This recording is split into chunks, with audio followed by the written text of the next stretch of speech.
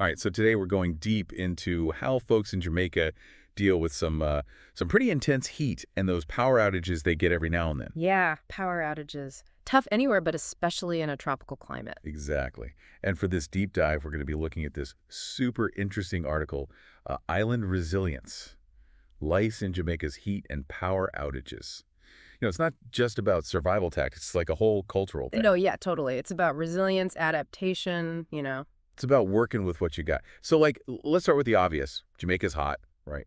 But, how hot are we talking? Oh, it's hot. Like on average, temperatures sit in the 80s and 90s. Whoa. Yeah, and the humidity, forget about it, often above 70%. And it's not a dry heat either, like you get in some places. This is thick tropical humidity. Ugh, I can feel it already. You're making me sweat just thinking about it. It's like walking through warm soup.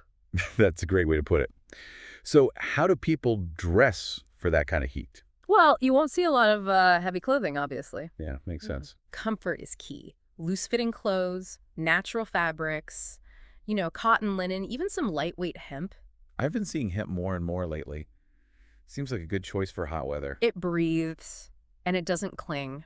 Really important when it's that humid. Yeah, you don't want anything sticking to you in that heat. And I'm guessing food and drink play a big role too. Huge. Staying hydrated is super important in those conditions. Absolutely. And Jamaica has, it's a paradise of delicious ways to stay hydrated. Oh, tell me more. So you got all this amazing fresh fruit, right?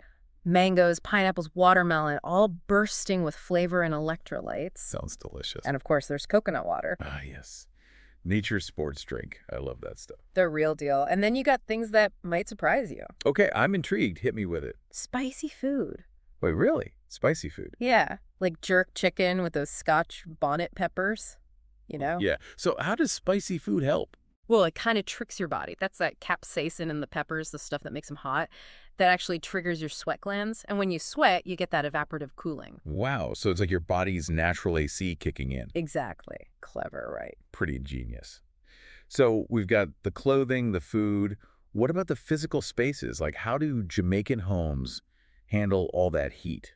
Traditional architecture, it's very well adapted. Particularly in those rural areas. You see lots of homes with high-pitched roofs. High roof, okay. Yep, and wide verandas. I'm picturing it now. The high roofs, they allow that hot air to rise and escape, right? Keeps things cooler inside. Wow. And the verandas, shade, shade, shade. Plus, it encourages cross-ventilation. So it's like they're using the natural airflow to their advantage. It's all about working with the elements, not against them, not Yeah. just relying on air conditioning all the time. Makes a lot of sense. Yeah. Okay, let's talk about those power outages now. How often do they happen and what causes them? They happen, it's not a constant thing, but they're fairly frequent, especially when it's hurricane season or right after a bad storm. Makes sense. The So- Caribbean gets hit pretty hard during hurricane season. Yeah, and while Jamaica's power grid, they are working to modernize it, it can still be pretty vulnerable to weather and just, infrastructure problems. Things happen. Yeah, stuff breaks. Exactly. I can imagine that dealing with power outages in that heat, Yeah, that's a whole other layer of difficulty, right? it definitely adds to the challenge, yeah. So how do people cope? Well, some people do have generators as a backup, for those essential things. Okay, that makes sense. But for a lot of folks, it's more about adapting and that community spirit, Well, that's interesting. Instead of everyone just being stuck inside, sweating it out, you see people gathering outside Outside. on their verandas, in their yards, late into the night even. It's cooler at night, and it ends up turning into this social thing. Yeah, that's nice. Yeah, people chatting, playing dominoes by candlelight, just spending time together. So it's like the power outages, as much of a pain as they are, end up bringing people together. In a way, yeah. It's like a reminder that sometimes when you have to get creative, you find new ways to connect and appreciate those simple things. Wow, that's a really cool way to look at it. Mm-hmm. So I think we've learned that Jamaicans have a really unique way of dealing with heat and power outages. It's not just about getting by, it's about adapting, finding solutions, and even finding some joy in the middle of challenges. It really is, and that's something I think we can all learn from. It makes you wonder, how can we take that Jamaican resilience and apply it to our own lives, right? Totally. Like, how can we be more adaptable when things change? How can we be more resourceful when things get tough? And maybe even find those moments of connection when things aren't going perfectly. Exactly.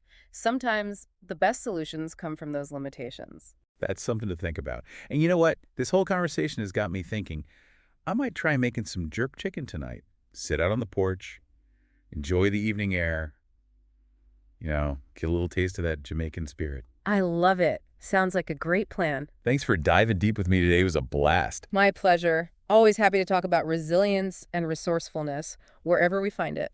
And to all our listeners out there, stay cool, stay hydrated, and maybe give some of those Jamaican heat-beating tips a try. You never know, you might discover something new. And that's a wrap. Till next time, keep exploring. Keep learning.